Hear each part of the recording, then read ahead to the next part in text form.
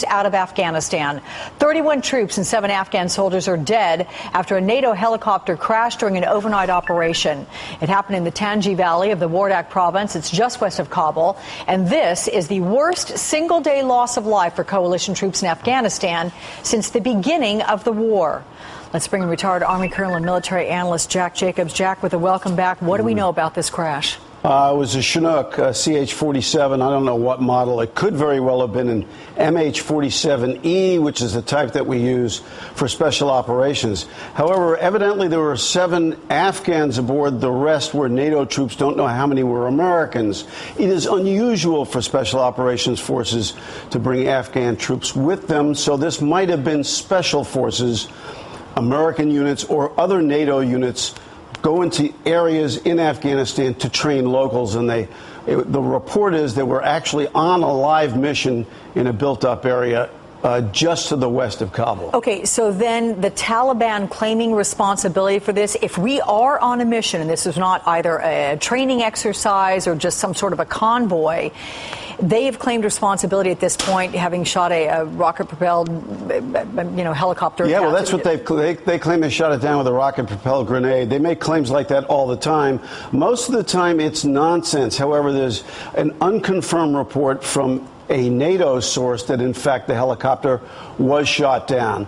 It is easy to shoot helicopters down, especially when they're coming into land and disgorge troops or pick them up, or it's getting close to its objective and is moving extremely slowly. It's easy to shoot them down with small arms, with automatic weapons, and even with a rocket-propelled You know what? grenade. Folks are seeing me get this, and we are just getting, as you are talking to us, this is breaking news, everyone. A senior administration official saying this helicopter that crashed was carrying 31 U.S. Special Operations Forces. We're getting confirmation now. The 7 Afghan soldiers as well. Apparently, they're saying, according to a senior administration official, that it was shot down by insurgents there in Afghanistan. So Taliban claiming responsibility.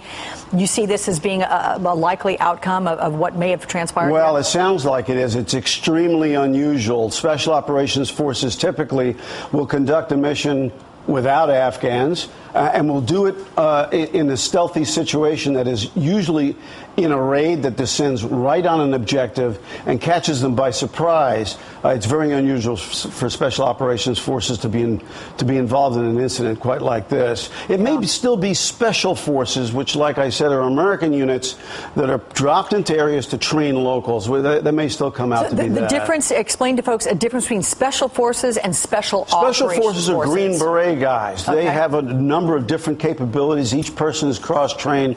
They have language capability as well. They go into areas in Afghanistan, Iraq, and other places to train local indigenous forces to defend themselves.